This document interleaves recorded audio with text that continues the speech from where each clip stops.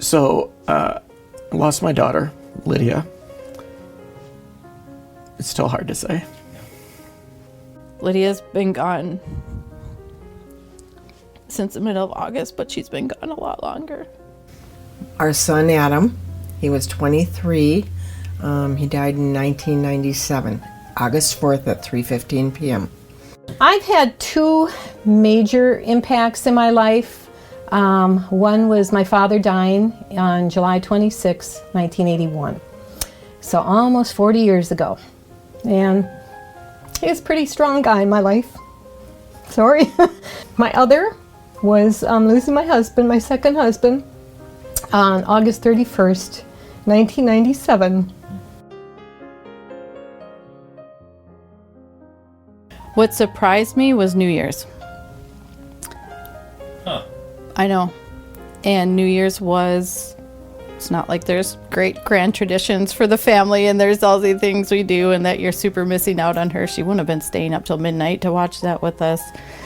None of that. But I couldn't stop crying because we were leaving the last year that I was with her. We had hospice. We had hospice since December of 2019. And Lydia died in August, which means not right away, but as she kept transitioning, right, we had someone in my house and probably more than one person every single day. And she dies and they're gone. They don't come back again. I guess that's the one thing with grief. You never know. I've always said to people that, and again, my counseling background says that, okay, if you ask how I'm doing, I may be doing really fine at the moment, and hey, I've had a good day with this or that, and I've had some great accomplishments, and people may say, oh, gee, it's only been a few weeks since her husband died, she must be doing fine. And then I say, again, you may find me where I'm just a puddle because it's hitting me, kind of thing.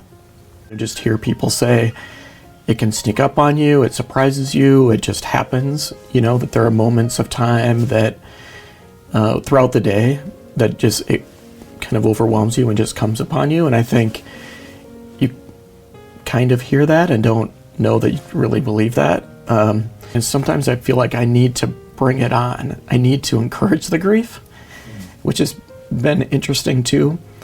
If I haven't had a good cry in a while,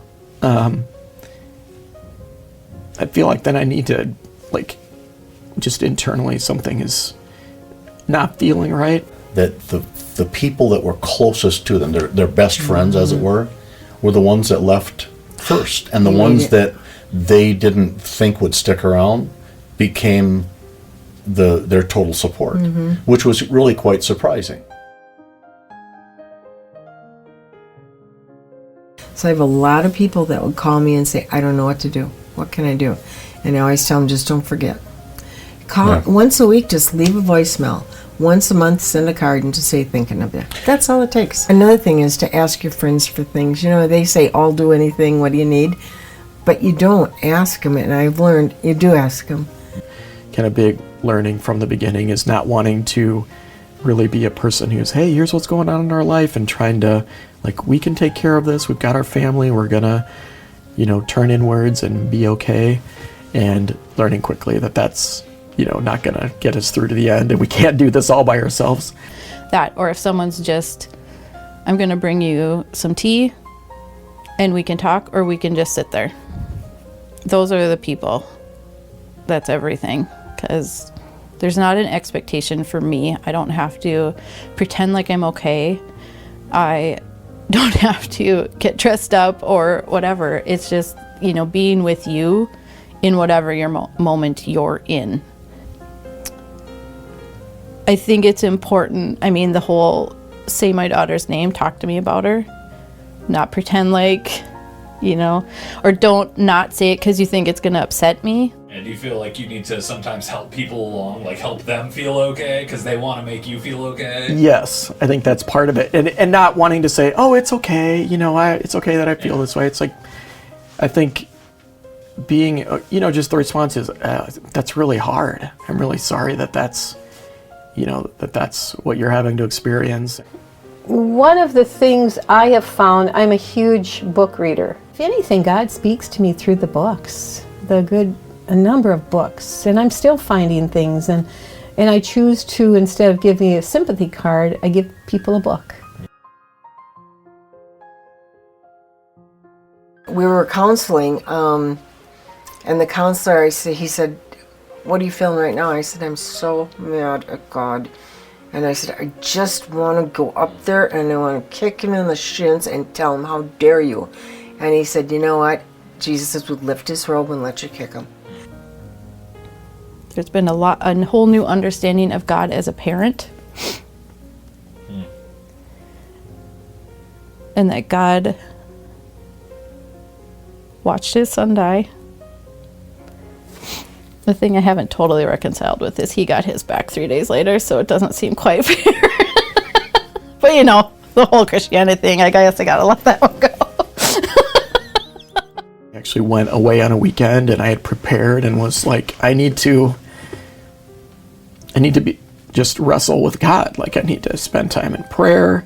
I think there certainly are questions of, why me? Why am I the one doing this, right? You see that other families and parents and people have to go through this, and there's a lot of people that don't.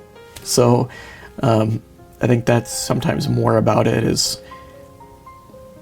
why am I doing this, and what are you teaching me through this? What am I needing to learn, and what's the person that you're wanting me to be in order to get through these different challenges, life challenges?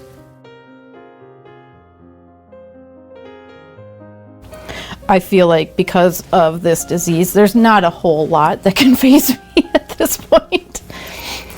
I don't feel like I'm a judgy person like I would have been before. There's been such a shift, and there really has been a giving up of myself to trusting what Jesus is going to do without knowing what it is. That's really, really hard. Just when you think you've had enough lemons, there's always more, unfortunately, right? I mean, I do feel like God is calling me maybe to something bigger through all of this, and I don't know what it is. That there are lessons I'm learning and experiences that I'm been able to experience that no other people are going to be able to experience. Thankfully for them, right? That they don't have to do that. But for some reason, it's me.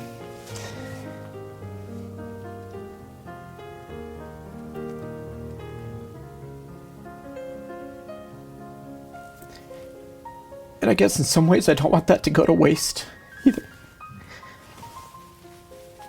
How can I help them through that? Or how can my experience or sharing what I've been through help somebody else? And I think that's also what keeps me going through this, right? So as much as people at Community of Grace that are doing something for me. What I've made of it, and kind of back to, I just find I'm repurposed. Like, you have, Lord, you've drugged me through something where I lose my dad at 29, I lose my husband at 45. This isn't what I signed up for. You're going to have to show me some things. And then as I kind of feel a little melted, it's like then I see Jesus on the cross, like, oh gosh, I could never pay you back for everything that you've done for me. Then let's take some of this, like the lemon. The old saying of make lemonade, but I've just found God has used me in ways. Well, I know what you were asking. How can something be beautiful out of this when you said that? And it's a different beautiful. It's not beautiful. It's not pretty. The beauty is how people came around and we met new people and our faith grew and we found joy again, real joy. The beauty was that God used this and led us to a ministry.